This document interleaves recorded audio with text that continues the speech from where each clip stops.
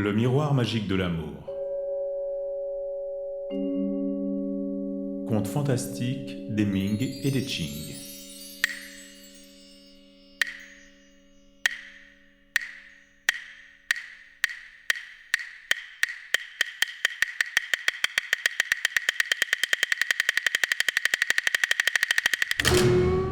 La courtisane Xiaoyun.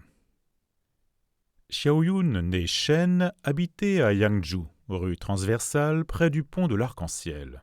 D'origine modeste, c'était une jeune fille d'une beauté aussi parfaite que l'éclat de la pleine lune, à la peau aussi fine que la neige blanche. À 12 ou 13 ans, elle éclipsait toutes ses compagnes. Intelligente et sensible, elle apprenait avec une facilité étonnante. On lui enseigna le chant. Sa voix était si exceptionnelle que même son professeur s'avouait inférieur à son élève. Ses parents la chérissaient comme s'ils avaient tenu une perle fine sur la paume ouverte de leurs mains. Mais ils la considéraient aussi comme un bien monnayable. Ils souhaitaient en faire la concubine d'un homme riche. Un moine errant qui passait devant chez eux s'émut en voyant la jeune fille. Voilà une belle cause de malheur. Si seulement elle voulait accepter les 3 joyaux du nirvana, elle ne connaîtrait pas le malheur et échapperait à la mer des souffrances. Ses parents, entendant ces propos qu'ils jugèrent saugrenus, se hâtèrent de chasser le moine. Tout près de chez eux se trouvait le temple de la méditation sous la lune dont on disait qu'il avait été construit sous la dynastie des Qi et des Liang. Il n'y avait là que des nonnes dont la plus jeune s'appelait Miao Xiang.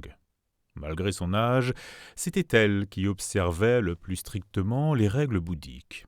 Xiaoyun et Miao Xiang sympathisaient et la nonne consacrait ses heures de loisir à initier son amie au texte canonique. Chaque fois que son élève paraissait s'éveiller à cet enseignement, elle exprimait sa joie en joignant les 2 mains. Mais bientôt les parents de Xiaoyun furent victimes d'une épidémie et elle se retrouva sans soutien ni ressources. Une vieille parente, Madame Chen, une habituée des maisons de rendez-vous, l'invita à s'installer chez elle avec l'intention de l'utiliser comme un arbre à sapèque. Elle loua dans une allée tranquille un pavillon de 3 pièces où elle installa la jeune fille. Rien n'y manquait.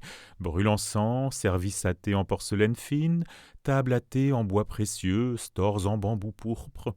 Dans cette résidence, aménagée avec goût, Madame Chen faisait venir discrètement les fils des familles riches pour leur faire rencontrer Xiaoyun. Agréablement parée pour la circonstance, elle offrait le thé, chantait des chansons. Tous étaient subjugués par sa beauté exceptionnelle, digne d'une immortelle, si bien que, dans cette maison, on dépensa sans compter des sommes considérables. En quelques années, la jeune fille acquit des manières nobles et une vraie distinction qui rendait sa beauté encore plus troublante. Les clients affluaient, aussi nombreux que les nuages. Le fils d'une famille fortunée proposa à Madame Chen 1000 taels d'argent si la jeune fille consentait à passer sa première nuit de femme avec lui. Madame Chen accepta le marché, mais sa nièce, en pleurs, refusa la proposition. « Je suis venue me réfugier sous votre toit parce que j'étais orpheline. C'est contre mon gré que je suis tombée dans la boue. J'ai accepté d'offrir thé et chansons aux clients, soit, mais pas question de me forcer à coucher avec eux. » Madame Chen rétorqua « Mais tu ne peux pas vieillir vierge, il te faut prendre quelqu'un. » La jeune fille persista dans son refus. « Me donner à un jeune dandy comme celui-là, qui est vulgaire jusqu'aux os, jamais. Je ne pourrai pas le servir. » C'est en effet une jeune fille exceptionnelle. Elle jouait à merveille de tous les instruments de musique, elle peignait aussi avec beaucoup de talent et se passionnait pour les calligraphies et les peintures d'artistes renommés. Elle n'hésitait pas à en acquérir, quel que soit leur prix. Lorsqu'elle recevait des clients riches, en jouant avec finesse les grandes amoureuses, elle parvenait à leur extorquer tout l'argent de leur bourse. Peu à peu, ses coffres et ses malles s'emplirent de 1000 objets rares et précieux. bijoux d'or et de jade, soieries et brocarts, bibelots et pierres précieuses. Ce qui ne l'empêchait pas de protéger les jeunes talents et de recevoir toujours les lettrés pauvres avec gentillesse. S'ils se trouvaient dans le besoin, elle était toujours prête à les aider autant qu'il le fallait. Elle leur donnait de quoi payer leur voyage pour aller participer au concours. Elle fit tant qu'on l'appela grande dame. Wu Rangji, calligraphe célèbre de Yangzhou, intimement convaincu de son talent, accepta pourtant de reconnaître celui de la jeune courtisane et ils devinrent amis. Un jour, il lui offrit 2 sentences calligraphiées sur 2 bandes verticales. Plus mignonne qu'un jeune phénix, plus légère qu'une hirondelle, les nuages jalousent sa robe et les fleurs sa beauté. De l'avis de tous, elle méritait pleinement ses louanges. Un de ses familiers, le lettré Shen Shuting, dont elle appréciait la distinction et la générosité, était devenu son compagnon préféré. Ensemble, ils admiraient les fleurs sous le clair de lune, ils dialoguaient en poèmes. Or, lorsque la ville de Yangzhou fut sur le point d'être investie par les bandits, Xiao Yun prit la précaution de quitter la ville, ce qui ne manqua pas de surprendre. Une fois Yangzhou libérée, Shen se précipita chez son ami, mais il trouva la maison vide. Seules restaient les 2 calligraphies qui pendaient au mur. 10 jours plus tard, il vit arriver son ami dans un palanquin et fut surpris par ses propos. « Merci d'être venu jusqu'à ma modeste demeure pour prendre de mes nouvelles, mais ne restez pas ici plus longtemps. Moi aussi d'ailleurs, je vais m'en aller. » Il lui demanda en vain de s'expliquer, seul un sourire lui répondit. Sur ce, ils se séparèrent. Voici ce qui était arrivé. Pour fuir les bandits et la situation critique, elle s'était réfugiée dans un village non loin des remparts. Un soir, comme elle se trouvait sur le pas de la porte, à la nuit tombante, elle vit un palanquin escorté par une centaine de soldats s'arrêter devant elle. Une belle jeune femme en toilette d'apparat apparut derrière le rideau et la salua. « Comment allez-vous depuis notre dernière rencontre ?» Ne reconnaissant pas la personne qui s'adressait ainsi à elle, Xiao Yun garda le silence. L'autre la taquina. « Il n'y a pas bien longtemps que nous nous sommes quittés, et vous ne reconnaissez même pas ma voix ?» Puis elle continua. « Je suis Miao Xiang, la nonne du temple de la méditation sous la lune. Les bandits m'ont faite prisonnière, mais heureusement, ils n'ont pas osé abuser de la nonne que j'étais. Ils m'ont obligée à laisser repousser mes cheveux et m'ont enfermée. Après leur défaite, j'ai été libéré par l'armée. Le général a voulu coucher avec moi, mais je lui ai résisté en lui tenant des propos pleins de sévérité. Les bandits, eux, ont respecté ma virginité. J'ai bravé la mort pour me conserver aussi intacte que le jade dans sa gangue. Et aujourd'hui, où j'ai la chance de retrouver le jour, je vous vois plus malhonnête que les bandits. Quelle honte! Si vous essayez d'abuser de moi, je me donnerai la mort en me tranchant la gorge. » Le général changea alors de ton. « Si vous êtes marié, me dit-il avec respect, je vous raccompagnerai chez votre époux. Sinon, je vous prendrai volontiers pour femme, puisque je suis encore célibataire. »« Votre proposition pourrait me tenter, lui ai-je répondu, puisque je suis sans logis. Mais je crains que vous ne vouliez m'abuser par vos paroles mielleuses. Vous, un général, un homme comme il faut, déjà d'un certain âge, vous seriez encore célibataire ? Vous ne devriez pas parler de mariage à la légère. Vous dites vouloir m'épouser, soit. Alors respectez les coutumes. Envoyez une entremetteuse, faites l'offrande des cadeaux. À ces conditions, on pourra choisir une date faste pour le mariage. » Il m'a obéi et je suis devenu sa femme. Mais hier, en apprenant la chute de Yangzhou, j'ai tout de suite pensé à vous et je viens à votre secours. La courtisane, que cette histoire avait émue jusqu'aux larmes, la remercia chaleureusement. « Vous devriez me suivre, continua-t-elle.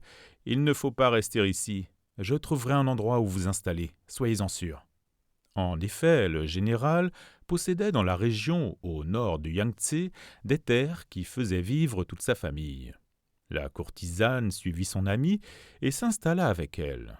Or, le général avait un frère cadet, un fin lettré qui avait obtenu sa licence à 19 ans. La nonne suggéra de lui donner Xiao Yun pour femme. Son mari trouva l'idée excellente. et les noces eurent bientôt lieu. À cette époque, le général dut diriger dans les provinces de Jiangsu et de l'Anhui des opérations contre les bandits qui sévissaient dans ces contrées. Malheureusement, l'armée fut bientôt cernée par 3 rangs de bandits à cheval qui la surveillaient de jour comme de nuit. Toutes les tentatives pour briser l'encerclement échouèrent et l'anéantissement de l'armée était à craindre. Miao Xiang, resté chez elle, dit soudain à son ami « Je vais m'absenter pendant une dizaine de jours. Aie l'obligeance de faire brûler de l'encens matin et soir devant le Bouddha. N'oublie pas d'ajouter de l'huile dans la veilleuse en terre vernissée placée devant lui. Prends garde qu'elle ne s'éteigne pas. La moindre imprudence nous séparerait pour toujours. » 10 jours plus tard, Xiao Yun eut la surprise de voir son ami, accompagné de son mari, entrer en courant dans la maison. Ils étaient tous deux couverts de sang.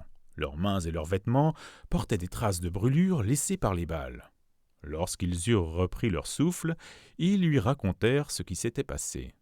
Le général, dans la situation désespérée où il était, se disait qu'il était perdu et allait se donner la mort lorsqu'il aperçut dans le ciel un grand oiseau qui vint se poser devant lui, les ailes déployées. Ô surprise! L'oiseau se dépouilla de son plumage et le général eut devant lui sa femme. Stupéfait, il lui demanda comment elle avait réussi à arriver jusque-là. « Depuis ton départ, j'ai prié le Bouddha du matin au soir. Cette nuit, il m'est apparu en rêve et m'a dit « Votre mari va mourir, il faut partir immédiatement à son secours. » En pleurant, je lui ai répondu qu'une faible femme comme moi ne pouvait parcourir une telle distance et s'introduire au milieu des soldats et des officiers pour retrouver son mari. Le Bouddha a jeté un baluchon sur le sol avec ces mots « Prenez ». J'ai défait le paquet et j'y ai trouvé 2 habits en plumes. À mon réveil, les 2 habits étaient sur ma table de chevet. J'en ai revêtu un. Le vent a aussitôt gonflé mes 2 manches, m'a poussé dans le ciel, et en un instant, je suis arrivé près de toi. Tout en parlant, elle avait sorti le 2e habit qu'elle tendit à son mari. « Enfile-le vite, nous pourrons échapper à l'encerclement et nous partirons pour un pays sans souci. »« Comment pourrais-je abandonner mes hommes ?» lui répondit le général. « Mes supérieurs ne me le pardonneraient jamais. » Il rassembla ses hommes et les harangua. « Nous nous trouvons aujourd'hui dans une situation sans issue.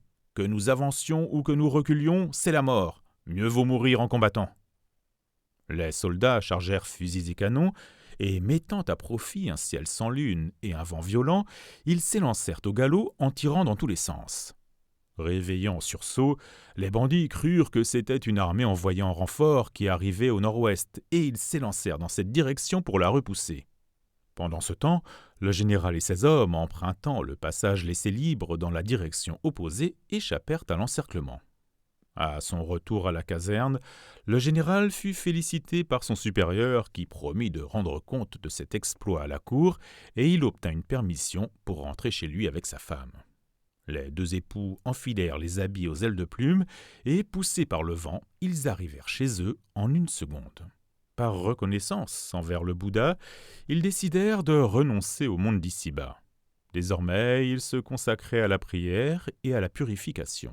Tous les jours, du matin au soir, on entendait les psalmodies de leurs prières. Quant au frère du général, il voyait lui aussi avec détachement la gloire et la richesse, et il n'avait jamais cherché à faire carrière.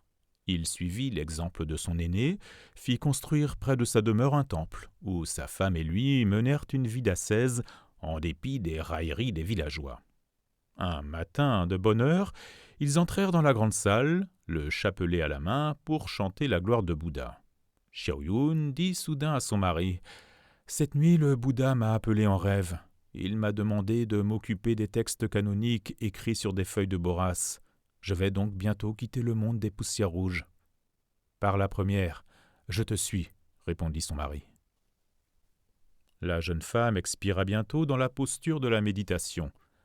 Miao Xiang, les mains jointes, chanta les louanges de Bouddha.